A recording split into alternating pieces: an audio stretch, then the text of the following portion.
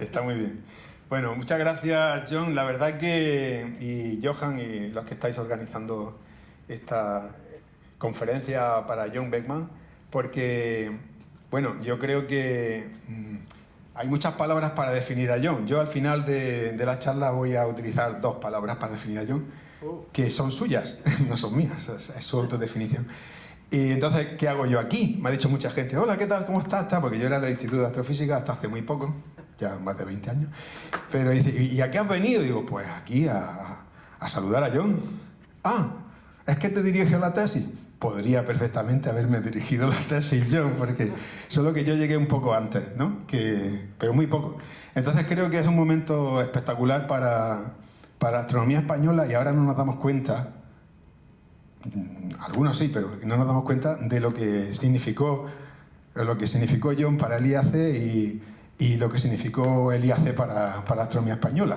Y poco a poco nos damos cuenta cada vez más de lo que estoy diciendo, ¿no? Eso se verá muy pronto, ¿no? Entonces, todos los momentos son buenos momentos para celebrar eso y en particular para celebrar lo que John ha dado al IAC y a toda España, ¿no? A toda la astronomía española. Porque la parte anterior, que yo sé del Queen Mary College, sé poco, pero desde el momento que viniste sé bastante. Bueno, vamos a empezar. La pregunta era, bueno, ¿qué voy a hablar? De que, bueno, pues cojo una charla, ¿no? Bueno, creo que he hecho una charla un poco para este momento, que es decir, bueno, me voy a preguntar algunas de las preguntas que en nuestro campo, ¿no? Realmente tienen interés ahora mismo, ¿no? Y ya está, o sea, una cosa muy especial para un meeting muy especial, ¿no? Espero que me dé tiempo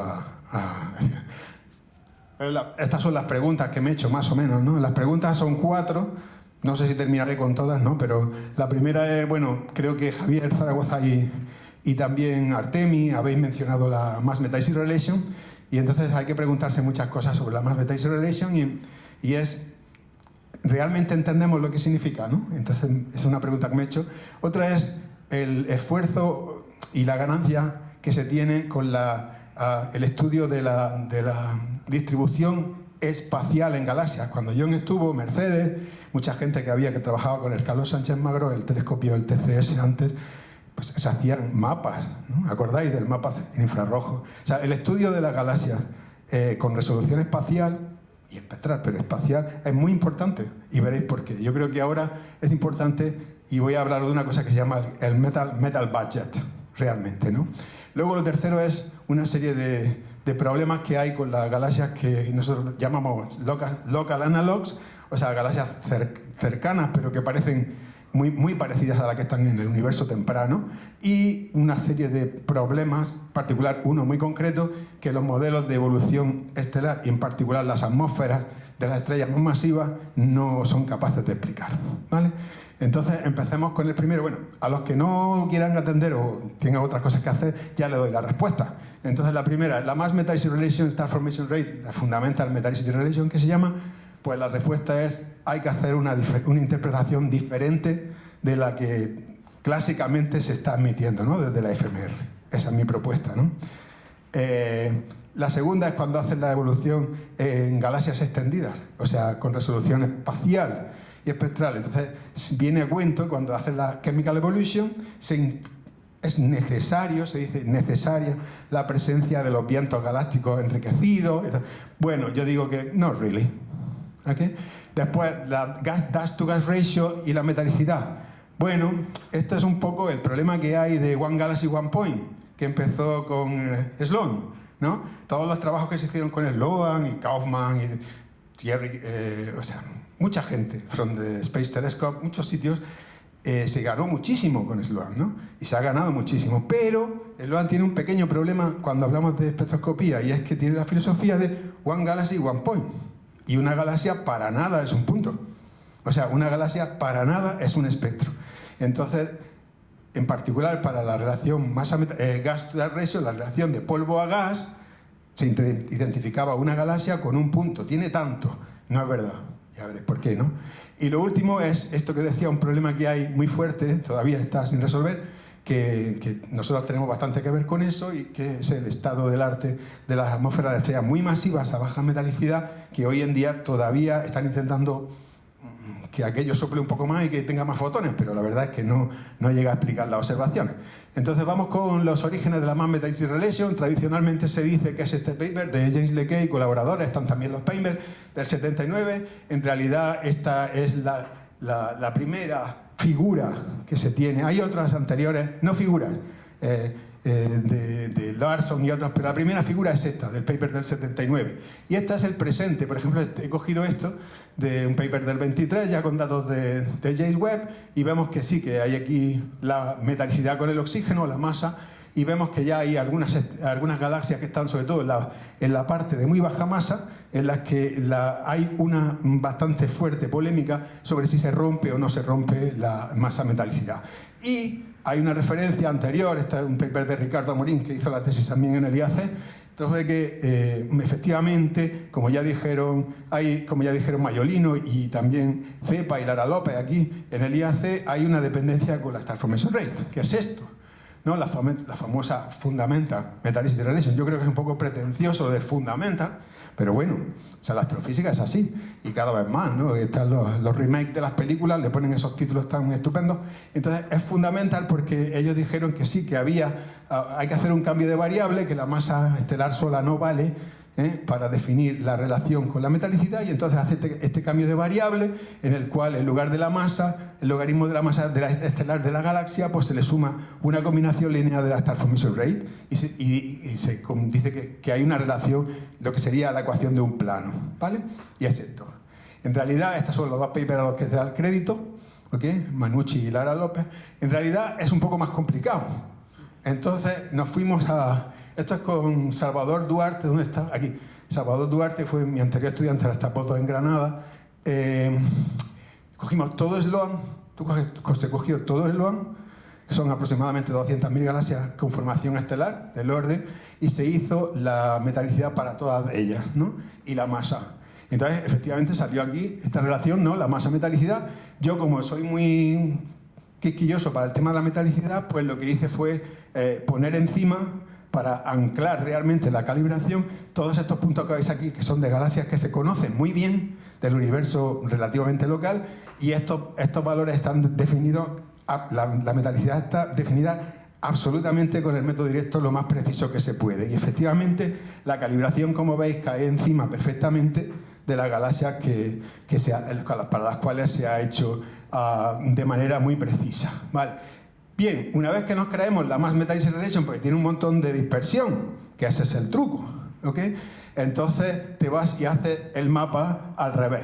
Entonces tú te vas y haces una proyección de la metalicidad frente a la Star Formation Rate, ¿ok? Pones todos estos puntos, los pones aquí, ¿vale? Ahora con Star Formation Rate en variable, y aquí nosotros veis que se aumenta un montón la dispersión, ¿ok? ¿Qué es lo que pasó? Que hubo una polémica sobre un montón de años en los que había un montón de papers que decían la Mass Metallicity Relation no depende de la Star Formation Rate. La metalicidad ni se entera. Por ejemplo, los papers de Califa, ¿no? Muchos de ellos salía que no, ¿vale? Y luego había otra gente, la escuela de Manucci y otros, también de la escuela de Ellison y muchos que decían sí. O sea, la Fundamental Metallicity Relation sí. Entonces había unos papers que sí, dependería del referí que te tocara. Y entonces, ¿qué pasa? ¿Depende o no depende? Pues la cosa es muy sencilla. Es que depende y no depende. Las dos cosas, como veis aquí. ¿Ok? Aquí no depende y aquí sí depende. ¿Y cuál es el truco? O sea, el oxígeno aquí, aunque aumenta la Star Formation Rate, está plano y llega un momento en que baja, ¿vale? Entonces lo que hicimos fue ponerle una serie de isocronas, vamos a llamarlo así, ¿no? Utilizando el D4000, que es una manera de caracterizar la edad de la población estelar que hay debajo de cada una de esas galaxias que están ahí en el diagrama. Y da la casualidad de que efectivamente estas isocronas que son de aquí, que son las que corresponden a poblaciones estelares súper jóvenes, para cuando tú tienes una galaxia que tiene formación estelar y la población subyacente es súper joven, en ese momento, para esa galaxia, la Star Formation Rate juega un papel. Pero cuando tienes galaxias con una población de más de 1 gigaaño, en absoluto juega ningún papel, aunque la Star Formation Rate aumente, como pone aquí, ¿no?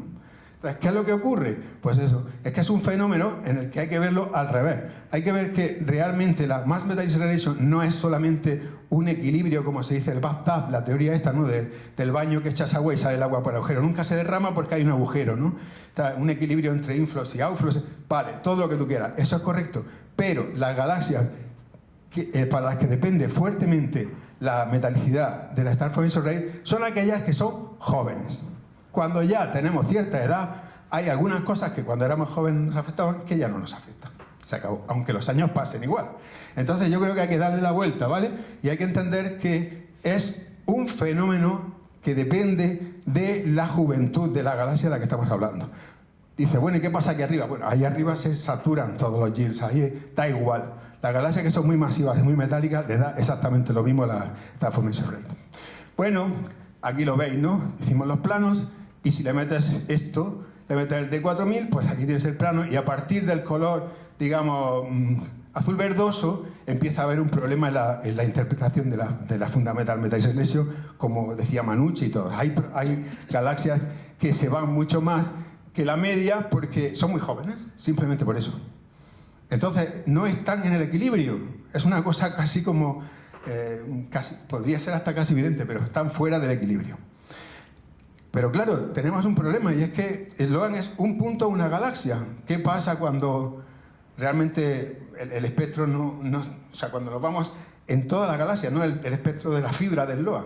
Pues hemos cogido dos galaxias, he cogido dos galaxias típicas de aquí, cuando ya empieza a haber problemas, que están aquí señaladas en la relación, que es 628 y M101. Son dos galaxias bien definidas, muy bien pintadas, son galaxias del universo local, espirales, muy bonitas, ¿no? Para ver cuando cogemos uno de estos puntos de Sloan y le hacemos un análisis ¿no? A lo largo del radio, no un punto solo. ¿Qué pasa, no? Este trabajo... Ay, los sabáticos por eso sirven, ¿eh?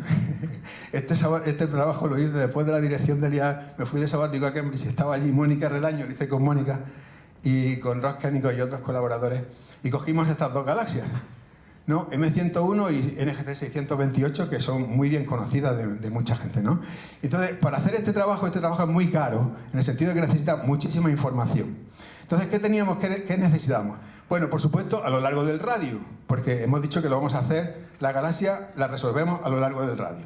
Necesitamos para cada una de ellas la distribución del hidrógeno neutro y el hidrógeno molecular a lo largo del radio, sus perfiles, para 628, para M101. Luego necesitamos la distribución del brillo superficial que tengan estrellas, o sea, la masa estelar por unidad de superficie.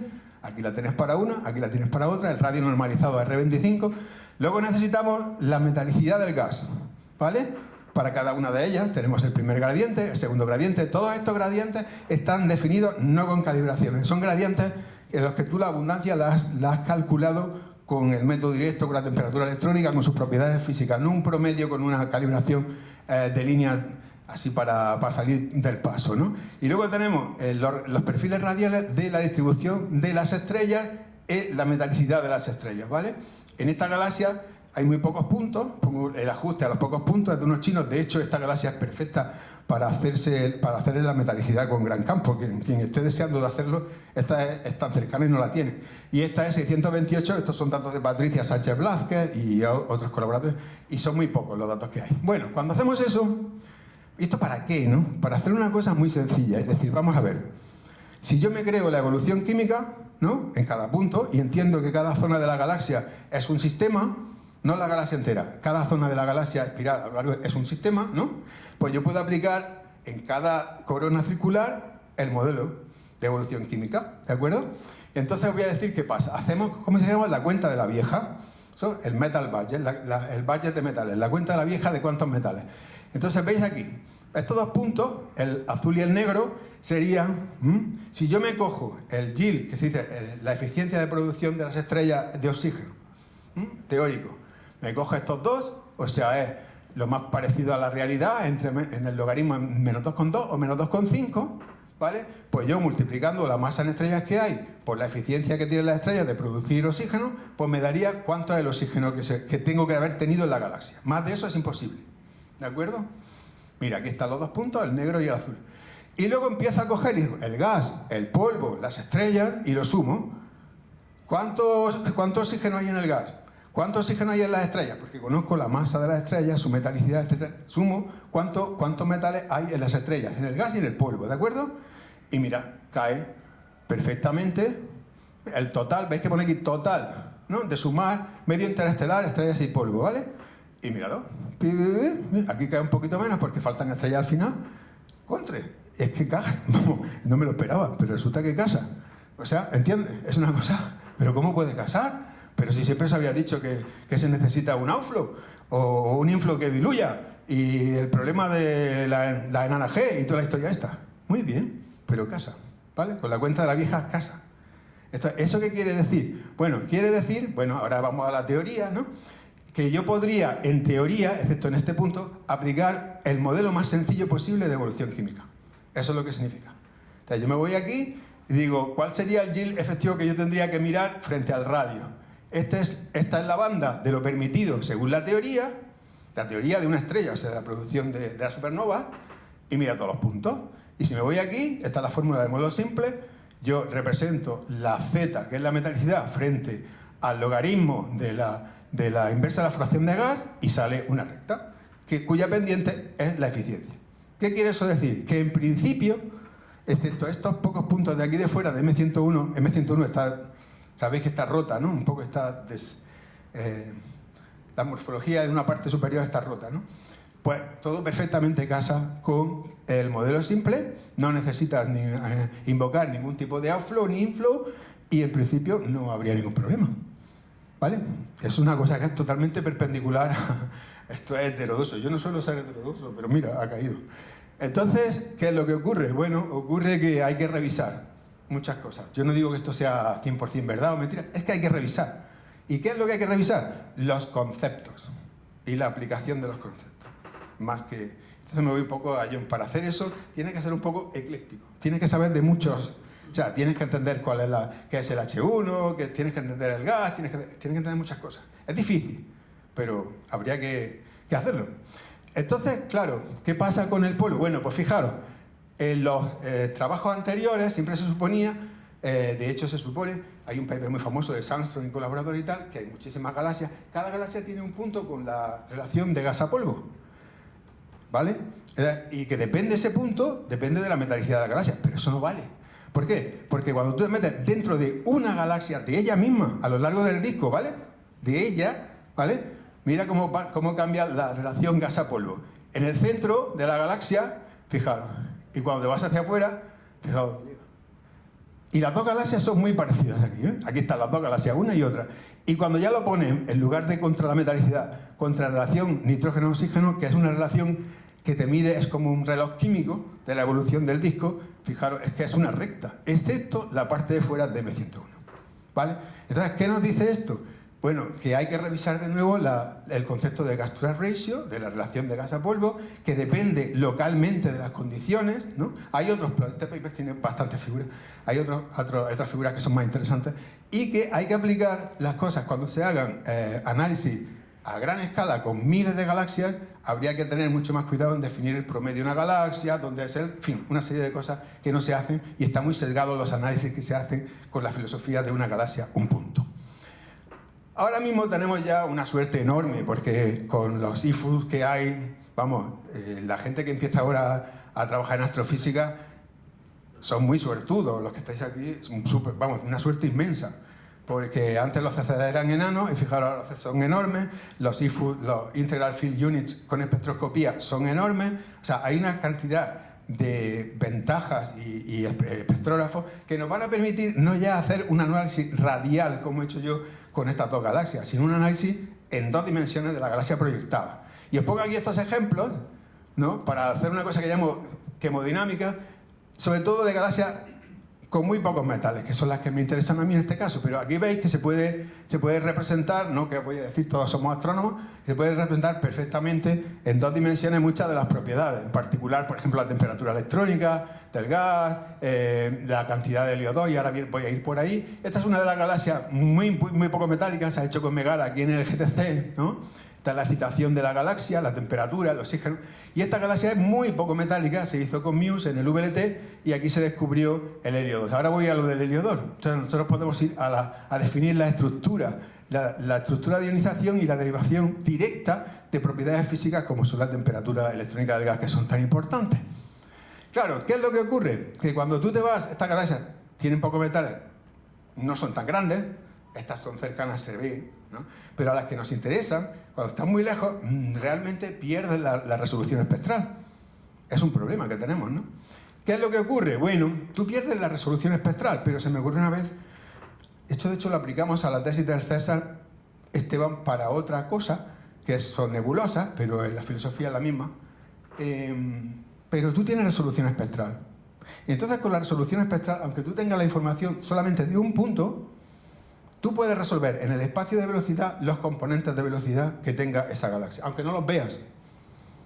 ¿Por qué? Pues porque en el espacio de velocidad te van a ver diferentes componentes cinemáticas. ¿De acuerdo?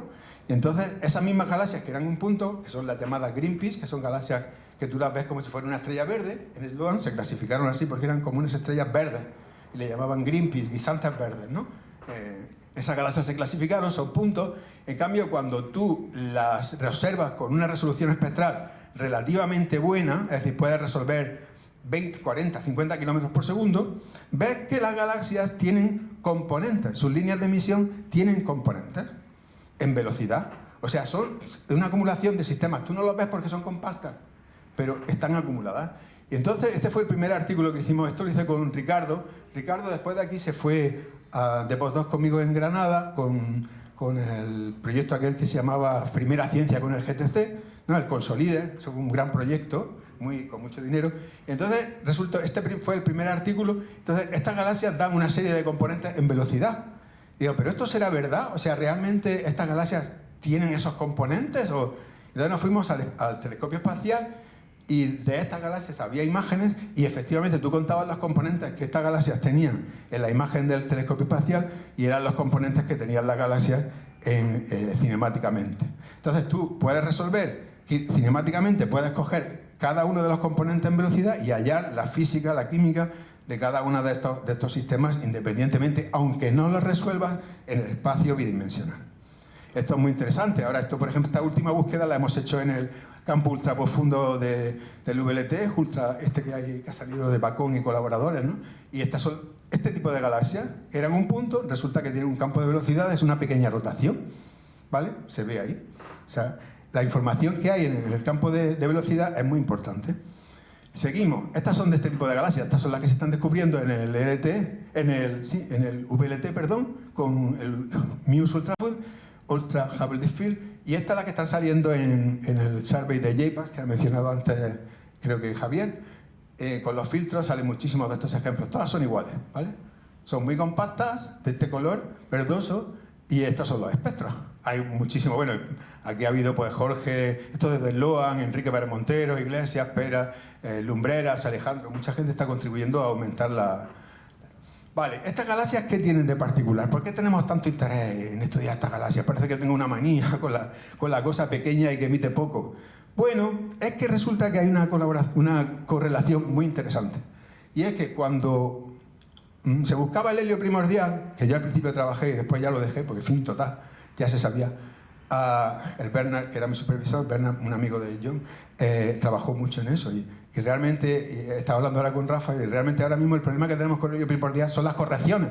No es el helio primordial, sino las correcciones. Entonces, cuando ya trabajas en correcciones, es más aburrido que trabajar en el descubrimiento, ¿no? Pero bueno, hay que hacerlo, porque es astrofísica también, ¿no? Pero, ¿por qué queremos? Porque realmente la metalicidad y la masa de la galaxia y la evolución están tremendamente ligadas. Y buscando el helio primordial, ahora mismo sabemos que no depende tanto de la excitación, sino de que esa galaxia sea pequeña y poco evolucionada. Las galaxias pequeñas y poco evolucionadas son realmente como fósiles de cómo había sido el universo, ¿vale? Entonces, esta es una de ellas, que es 1Zwicky-18, que es una galaxia muy cercana, es como una casualidad que tenemos en el universo local de cómo eran, ¿vale?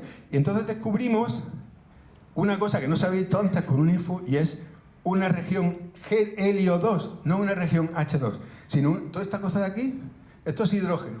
Pero esto que hay aquí es helio. El helio ionizado 2 veces.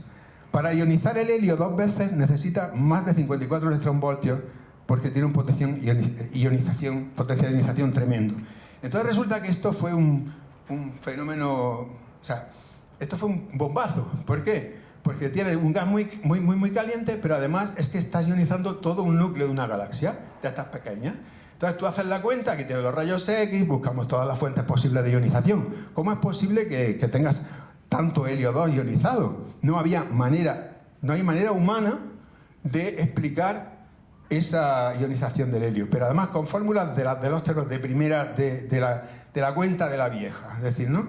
Número de fotones, yo tengo mis estrellas, las sé porque está muy observada, calculo cuántos fotones son producidos por esas estrellas para ionizar el helio 2 veces, te da una cantidad, buscas, haces la cuenta de tus observaciones, de ninguna manera. No, pero por órdenes de magnitud. Contra, pues esto es de Oersted, del segundo capítulo de Oersted, pues no, ¿vale? Entonces, claro, esto ya sobrepasa a los observacionales, ya esto es una cosa de los teóricos, ¿no? ¿Esto qué pasa? Que o la atmósfera está mal, o las observaciones están mal, o algo tiene que estar mal, ¿no?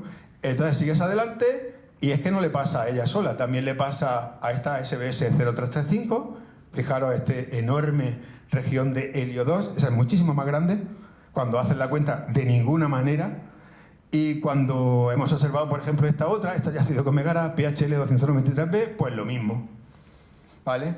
¿Y qué es lo que ocurre? Bueno, pues la única solución, esta es del Annual Review de Elbridge and Elizabeth Stanway, la única solución posible para poder ionizar tanto helio 2 veces, ni siquiera la supernova, no hay choque, el rayos X tampoco, es recurrir a estrellas de una metalicidad súper baja, la más baja posible.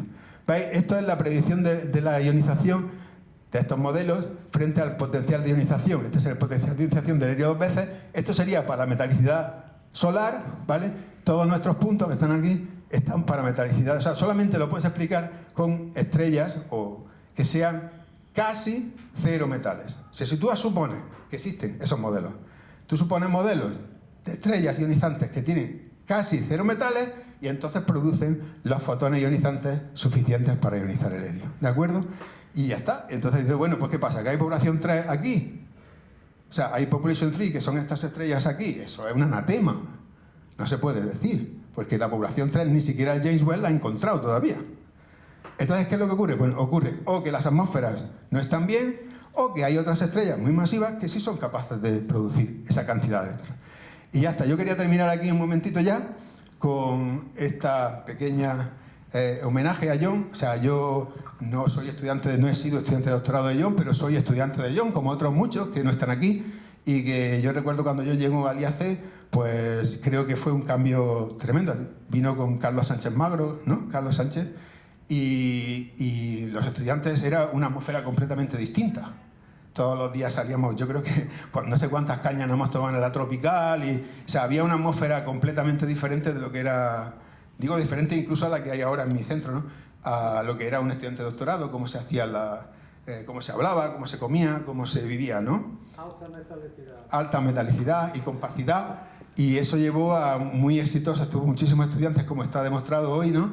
Y muy exitosos trabajos, y en particular quiero mencionar estos dos libros, que son dos congresos que para mí han sido fundamentales. El primero, que además lo hizo en colaboración con Bernard Payer, que fue mi supervisor, que él lo conocía bastante de Inglaterra, ¿no? Hicieron esta escuela que no sé si algunos acordaréis, Evolutionary Phenomena in Galaxies, que fue fantástica, fue maravillosa. Nosotros estamos aquí quizá en el sur del sur, como decía yo, Tenerife era como el sur del sur, y resulta que nos pusimos, ¿no? Había gente de primer nivel y estuvo muy bien. Y él ahí se define una cosa, que él es un eclectic scientist, ¿no? Y dice, la astrofísica, en ese es el editorial, lo podéis ver, está en el ADS, dice, la astrofísica que es la rama ecléctica de la física pura. Es que me encanta. Es decir, la astrofísica es la rama ecléctica de la física pura. Y entonces yo creo que eso me lo voy a quedar, John, con tu permiso, porque creo que eso es la mejor definición que he encontrado hasta ahora de astrofísica. Y este es el otro libro, que ahí está Johan y Alejandro, que hiciste esto es en el sur, en Tenerife, ¿no? En San Juan creo que fue, cuando el Eclectic Universe y esta pregunta. Star Formation in Galaxy. How do we continue? Gracias.